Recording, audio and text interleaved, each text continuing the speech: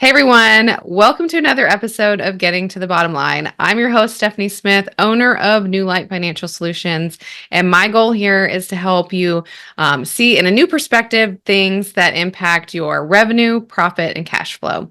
So, as a business owner myself, what I do is we offer CFO services and we look at a business's drivers, financial drivers of revenue, profit, and cash flow, the different things that impact your bottom line to see what's working and not working and really identify what areas we can pull and levers we can pull to make the most impact to your bottom line.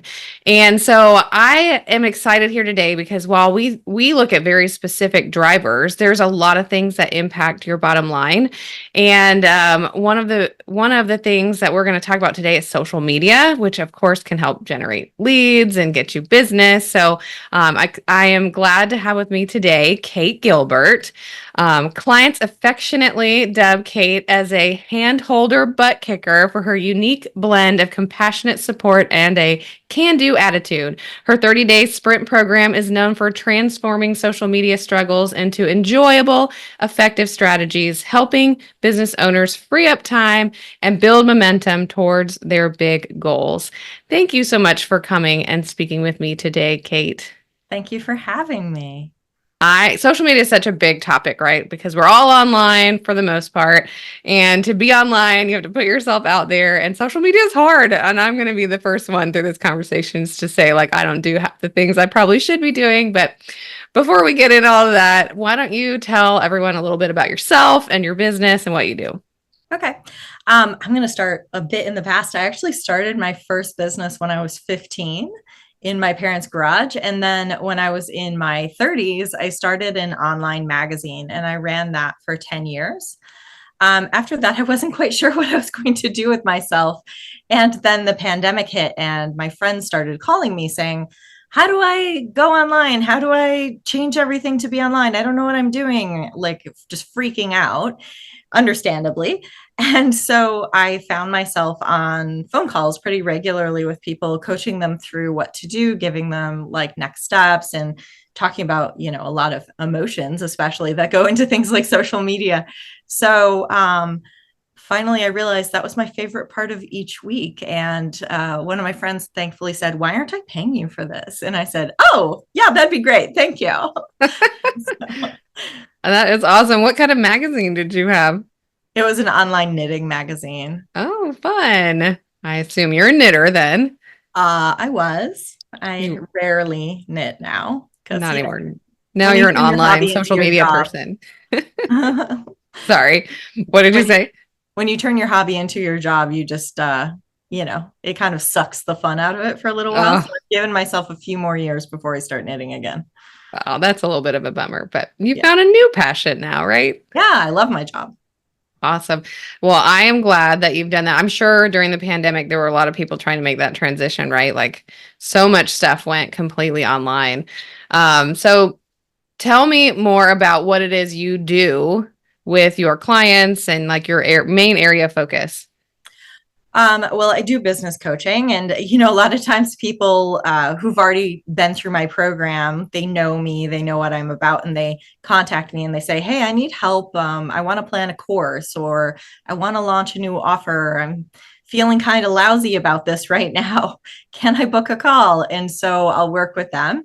But I have a program called 30-day Sprint, which is about social media, and it's platform agnostic. So you can use it for LinkedIn, you can use it for Instagram, Facebook, pretty much anything, because really the concentration of the program is on messaging, like effective messaging and super efficient systems. So you're creating really good content that you can publish consistently and with it not taking up all of your time.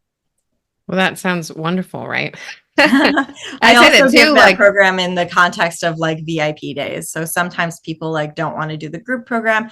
And if you come and do it as a VIP day, then like I can get you through the program faster and I do some of the things for you. So oh, that sounds even better. yeah. We all start a business because we do something we love, and then we realize we're wearing a million hats, doing all the Yeah. things. And I'll be the first one to admit, like, social media is like not my strong suit, right? And Yeah. you have to do it. So I feel like you do what you can, and having that guidance along the way has got to be really helpful. I'm sure you've seen some people really transform what they're doing just by going through your program or working with you. Yeah, well, I mean, my first workshop, my first live workshop of each session is called social media group therapy. Because even those of us who like social media, we still have, like, it happens to me too. I still have like icky feelings about, oh, I worked on this post and nobody liked it, or it didn't get the response I wanted, and things like that. So as I was building my program, I realized that I really had to set up a workshop around the way we feel and think about social media and the way we think about our results. And my goal in that is to like completely change how people are thinking about their social media, so you can stop like blaming yourself and beating yourself up, and you can just like get on with it. I mean, that makes a lot of sense because I feel like while not everyone has tons of followers, right? It's still really vulnerable to put yourself out there in a certain way, and like certain messaging and stories and the things that would help tell your story, personal stories is sometimes really hard to share with the Yeah. world. Yeah, well, I mean, one of the things I talk about in that workshop actually is that, so I'll tell you a little story. So after my magazine closed, I was kind of like trying to figure out what to do. And I started giving online baking classes and selling like cupcakes. Okay. Like, true story. So I had about 1,000 followers on my account. And at around the same time, there was this woman who had 2.6 million followers. Okay. She was like one of those like Instagram influencer kind of gals. Um, and she wanted to start a clothing line, and the minimum order she had to place was like 35 t-shirts. So like 2.6 million followers, 35 t-shirts, no problem, right? Like she should be, that's like one in, I don't know, 27,000, if I remember the numbers correctly. Like Yeah. it's not that many people had to buy one. She could not sell 36 t-shirts. So me, with my 1,000 followers, I could sell like 100 cupcakes in a weekend. I was actually way more successful than she was. So we can't get too hung up on numbers. And also, we can't make assumptions about how someone else is doing. It's really easy for all of us to like go look at your competitor or somebody big in your industry and be like, oh my god, they're doing so much better. We actually don't know. We really don't know. And the other thing we don't know is who's watching, because I can't tell you how many times I get like a message being like, hey, when are you running Sprint next? And I'm like, oh, wow, okay, you're a person I did not even know was paying attention. I did not know you even followed me. I'd never seen you like a single post. I'd never seen you, comment on a post. And yet this person was willing to sign up for my program and pay me money. So we just don't know. Yes, I am guilty of being the long time lurker, no time poster or commenter. A long time lurker, first time buyer. Yes, yes. I've done that. So I mean, that's totally true. And the only way you can get those lurkers out there is to have yourself out there to begin with, right? So nobody Exactly. knows that what you do unless you put yourself out there to begin with. So what kind of tips do you have to offer to people that are wanting to get started, putting together more social media posts and everything? Well, I think that, most people wake up and they're like, what should I post today? Oh no, I haven't posted. What am I going to say? And then they're like, I have so many other things to do. So they either put it off till the next day, or they come up with like the fastest thing they can come up with and just post it, right? And move on. The problem with doing that is you're only looking post by post and you're not looking at the larger picture. So you don't have a clear picture of the messages that you're sending as a whole to your potential customers. So my suggestion is sit down and write down like, okay, this is who my audience is and this is what they need to know. And then start making posts that hit all of those topics, and try not to like make posts for the sake of posting. Yeah, yeah. So, long-term vision versus just what am I doing today? That makes perfect sense, right?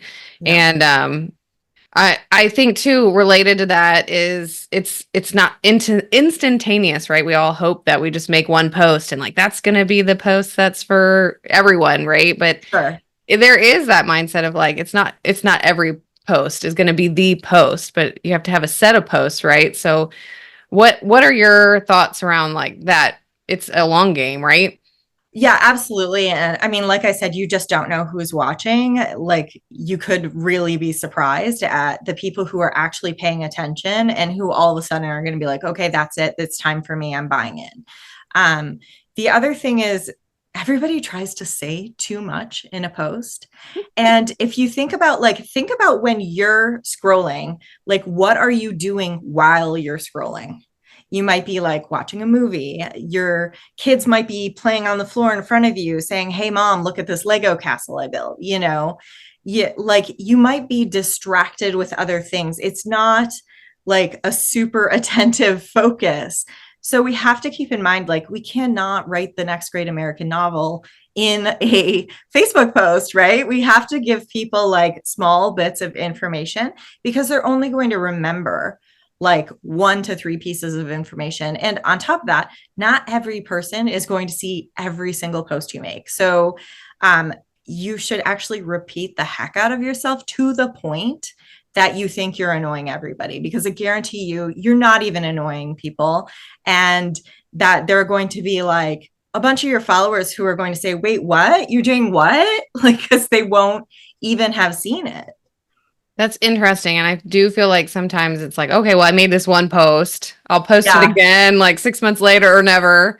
Yeah. But you're right. Like you never know what people see of yours. And of course the algorithm never gets you to see everything. So I think that's important takeaway is you need to post more than once. And you probably already have the content, right? So Yeah, I um mean, because that's the thing also, is like, you can do so much less work if I mean, you don't have to necessarily repost exactly the same post, but you can probably make a variation on it. You can change the words a little bit. You can change like from a video to a carousel, or, you can, depending on what platform you're on, but like, you can change the way you're presenting the information. You can change how you're saying the stuff, and it will appeal to different people. It'll show up in different people's timelines. And also, since you brought up the algorithm, because everybody's always talking about the algorithm, I want to make the point that there's actually more than one algorithm. There are like, like, you are in a different country than me right now. Your algorithm is not the same as my algorithm. And my friend who has like 100,000 followers has a different algorithm than me. Like, she lives by different rules than I do. Lucky her. But, and the other thing is people are, we can't entirely blame the algorithm. Like, your content has to be good, right? And the thing I always say to people is, your content's not about you. Stop posting for yourself. Like, post what your audience needs to hear. Post, things that will be of value to them. Because if it's like me, nobody cares, and they also aren't going to trust you. And furthermore, if you'll allow me to keep rambling. So, have you ever played like Candy Crush, or, a phone game? oh, of course. Right. And Guilty. so, like, when you lost a level of Candy Crush, did you walk away thinking like, oh, I'm garbage, I'm not very smart, like, I'm kind of crappy? No, sometimes. But no, right? It's Mostly more no, like right? I got to get it done. Right.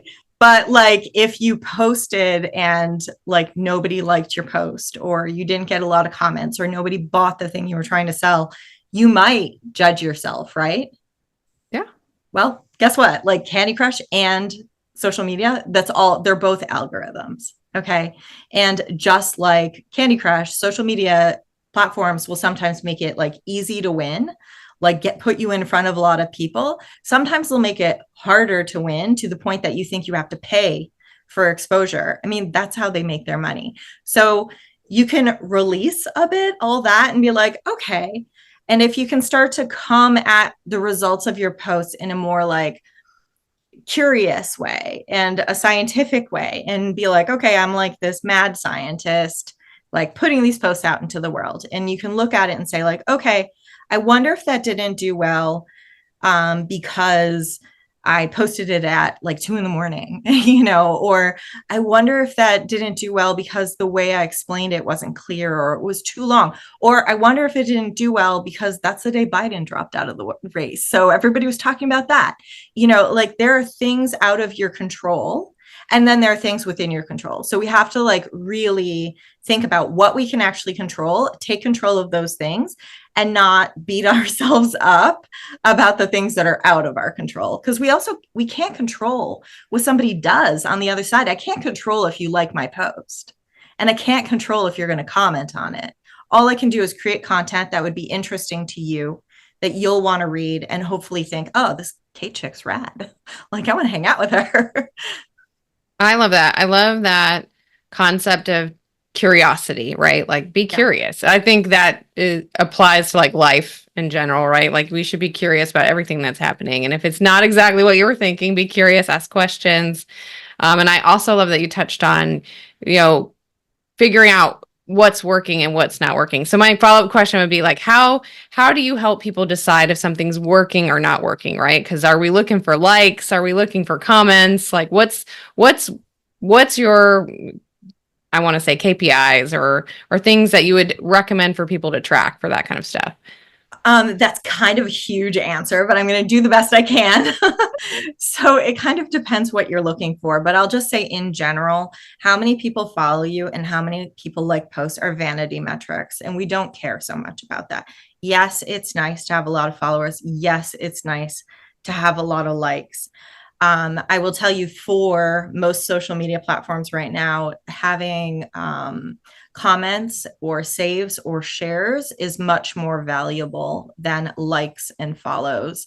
So I would concentrate on those things and try to set up content that encourages people to either want to save that post to remember it for later because it has really useful information, or say, oh my gosh, I know who needs to see this, and send it to their friend. So, or answer a question you asked, you know, make them want to have a conversation with you, because like social media, it's right in the name, right? Social, it's supposed to be social. So I think we actually have a huge opportunity right now, you know, in the age of AI, you know, influencers, like people showing up and just completely fibbing about what their lives are like or what their businesses are like.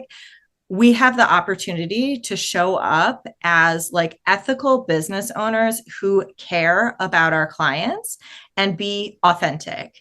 And I think that's the winning strategy right there, is like caring what your audience needs and trying to give that to them. I love that. Yeah. And I feel like on the note of tracking, right? Like we're not looking for likes or follows, but even just the curiosity and looking back and not just posting me like, all right, well, that didn't work or did work. And right, that's big on my side of the world. I want to track. I want to see what's working to make changes, right? Let's figure out the strategy to improve. But I love all of what you're talking about. So it makes perfect sense. I want to hit on, I know you have strategies for making your workflows faster, right? Like Right. spending less time doing the things you do. So if you were to give someone a tip on how to make it easier, what would you tell them? I think I know what you're referring to because you've heard me say this, but do your social media like you do your laundry, right? You're not going to like wash a shirt and then dry a shirt and then go hang it up and then wash a pair of jeans, dry the pair of jeans, and go fold them and put them away, right? You do a bunch of laundry all at the same time. So do it that way. Try to monotask. Think about what your messages should be. Try to write your posts or create the graphics or videos, whichever one you prefer to do first, one or the other. And then batch schedule them. And if you can set up a system for yourself where you're doing that on a regular basis and you're doing it often enough that you're not running out of content before you do it, then you end up with like this growing pile, like this growing library of posts you can make. And also you can go back and look at your old posts and think, okay, how can I repurpose that? I mean, that also goes for like any assets you create, like photos of yourself or videos. Like see how many you can shoot in one sitting. Change your jacket, maybe, and change your necklace, change your glasses or something, so all of them don't look exactly the same. But you can definitely make systems work better for you where you're not spending all your time. But beyond that, say less. Like, seriously, I know I already said that, but say less. I see too many people like trying to say too many things that people aren't able to take in. So see how small you can make something. And then instead of having like one long post, you actually have like 6, 20. I've seen people make posts that I was like 1, 2, 3, and I can count. Like, I'm like, there are 22 topics in here, really, if I really wanted to, or 22 ways I could expand on this. Yeah. I am that person that's like, if your Facebook post is like 18 paragraphs, I'll get through the first one and then realize how long it is and like that's it, I'm Yeah, I out. will not read it personally. Like, But there's so many people that post like that, which yeah. it must be successful for some people, but I know for me and my personal usage of social media, I just don't have the attention span or the time. Well, and also, are you more likely to read 18 paragraphs of text from someone or listen to 18 paragraphs worth of talking from someone? I do like to, weirdly, I feel like I'd rather read them talking, like Oh, really? read the video. I'm the captions person, right? So my phone's Yeah. on silent and I'll watch the closed captioning on the video, but I Okay. do like videos. Right. Yeah. I mean, Yeah, I like to read videos too. And actually, in particular, I really like how on TikTok you can play things at double speed because, like, me I'm, too. I'm kind of a fast processor and fast listener. So, like, I just play everything on double speed. And, like, whereas on Instagram, you can't watch videos on double speed at this point. And I'm just like, oh my gosh, this is so slow. So, Everyone's talks at different speeds. yeah. That's true for courses too. I love courses that I can, speed up a little Yeah. bit for myself, but Yeah. unrelated. So I love this because we're in the concept of impacting your bottom line, right? Like that's the whole point of my podcast is I see a couple things at play here, right? You can save time by doing things like batch writing stuff or being more strategic about what you're writing about and doing your social media, like doing your laundry. It's not one at a time while you're spending less time on that one post, right, overall, but doing it as one is actually more beneficial in the long run. And then, of course, putting more quality posts out there is going to get more people to know about you, engage with you, and of course, make them lurkers of you. And potential buyers to buyers will all impact the revenue that you have coming into your business, Right. whether the revenue from the social media and people knowing about you, and then saving time, your valuable time that you could be doing something else by systematizing things. So, what's your take? Obviously, I kind of summed that all up, but have you seen like success with people improving their business doing these kind of things? You have a story? Yeah, absolutely. I mean, I've had several people go through my program who've had pretty great results. I mean, it varies from person to person according to like the field they're in and what they're talking about, and then what things they put into practice and how they do it. But there's one woman I'm thinking of in particular who she came to me and she said, I have 8,000 followers. I've been steadily like losing followers. I mean, not like mass amounts, but she wasn't gaining them. And her goal was to really get above 10,000 because she had been denied like a professional opportunity because they said she didn't have a big enough following. Wow. Bummer. But so she was like, I need to hit 10,000. So I said, fine. And actually, the first piece of advice I gave her before she even signed up for my program was your social media is not about you. Immediately, when she put that into practice, she hit 10,000 like pretty quickly. And then putting all the other systems in play. Last I looked, she was at 27 something thousand. And Wow. those opportunities that were passing her by, she now has. So, yeah. So, I mean, that's a big example. Like that's a particularly big success story, but I have seen other people just like show up when they weren't showing up at all, which is also a big success. It's just, a different scale, and that's fine. Yeah. Well, and I mean, it's like the difference between me and my husband run our business together, and he's more behind the scenes. So everyone's like, will say to me, like, you're the face. I'm the one doing these podcasts and stuff like that. And it's he'd be that person. Like, it's a success that you're showing up, right? And I see Yeah. your face and you putting yourself out there. And I think it is. And I also feel like we should celebrate those things within ourselves. All these things that we're doing. This is unrelated, but it's hard. It's hard to be a business owner. It's hard to put yourself out there. I think we Yeah. should all celebrate the little wins that we have along the way. Yeah, Uh, definitely. when you do things that are uncomfortable, especially in the business. But all right, Kate. So if everyone listening could take one, if there's one takeaway you wanted to share with them, and maybe how to get started or whatever it is, what would you say it is? I think I've already beat the horse pretty hard on most of the things. So I'm going to jump off of something you said about how you like to like look at the data and stuff like that. And I want to say, if, you know, some people I work with like just don't look at their data, and that's fine. You know, if that's what works for them and if looking at it makes them feel bad. But if you are going to look at your data, one way to think about it also is not just what time did I post and what was I talking about, but you can also start to think about what kind of graphic was this? Did I show my face? One of my clients was trying to figure out what kind of posts were actually resonating with her audience. And so we created a spreadsheet, which I'm sure is not, none of you people are strangers to spreadsheets. And we created a spreadsheet where we listed the posts she was making. We listed, the likes, comments, shares, and saves. And we marked down, like, was her face showing or not?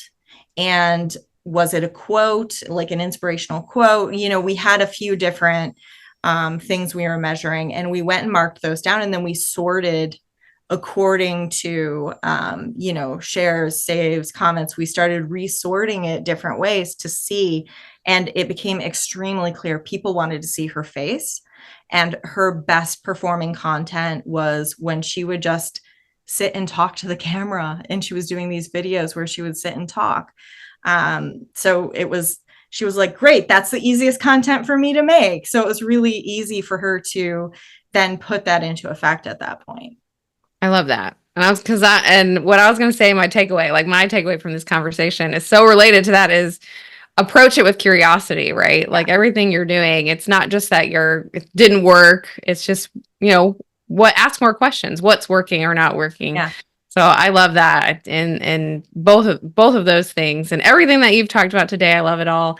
If someone wanted to learn more about you or your program, where can they find more information about you? They can find me at kategilbert.com. Or on Instagram at KateGI, like the first two letters of my last name. And on my website, it's called a content creation roadmap. And what it does is it takes you through the process of like really streamlining, creating your assets, writing your content, all that stuff, and then repurposing. It takes you through many of the things that I teach in my course. I love that. And I'll put that in the show notes for everyone if they want to find you. And if anyone's looking to find more about me and what I do, you can find me on my website at newlightfs.com. There, and all the links are there for everything for me. And I just want to say thank you again, Kate. This was such a great conversation. I'm so glad you came and talked to me today. Thank you so much for having me. And I hope I get to see you in real life soon. Well, one day again. But that's it for this episode of Getting to the Bottom Line. I hope you all join me for the next episode. Bye, everyone.